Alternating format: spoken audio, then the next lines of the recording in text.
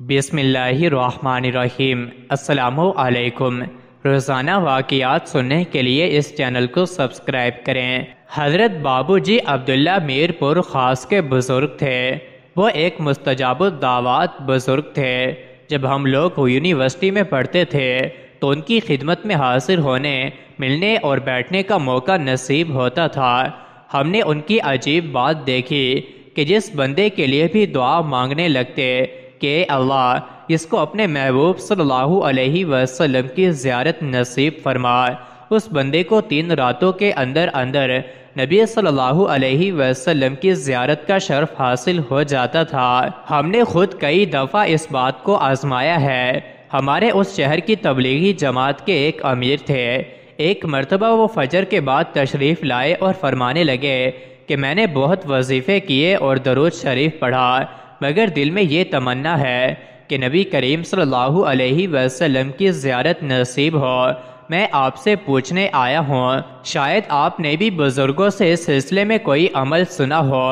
قدرتی بات ہے ان دنوں حضرت بابو جی عبداللہ تشریف لانے والے تھے۔ چنانچہ ایک دن یہ عاجزان کو لے کر ان کی محفل میں پہنچ گیا۔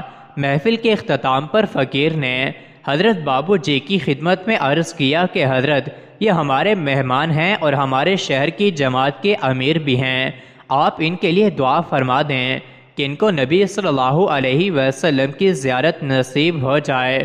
انہوں نے دعا کے لیے ہاتھ اٹھائے۔ مشکل سے آدھا منٹ لگا ہوگا۔ اس کے بعد ہم واپس آ گئے۔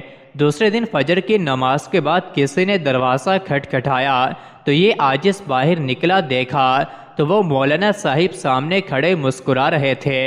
کہنے لگے مجھے آج رات اللہ رب العزت نے آپ صلی اللہ علیہ وسلم کی زیارت نصیب فرما دی ہے۔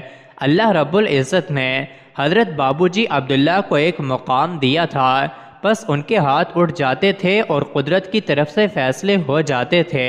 وہ مستجاب الدعوات بزرگوں میں سے تھے۔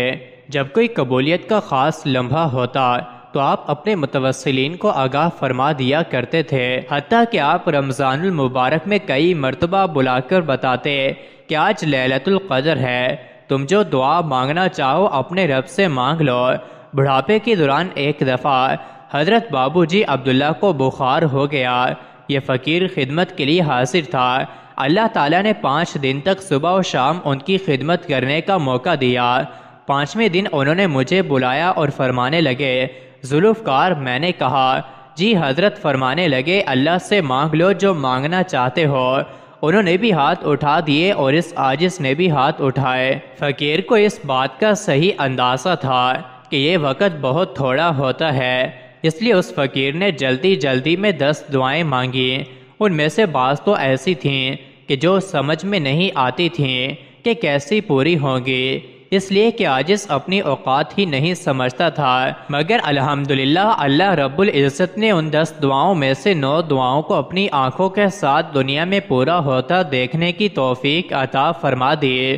اور ایک دعا کے بارے میں دل کی تمنا ہے کہ انشاءاللہ اللہ تعالیٰ آخری وقت میں اس کو بھی پورا فرما دیں گے۔ مزید ایسی ہی ویڈیوز کے لیے چینل کو ضرور سبسکرائب کریں۔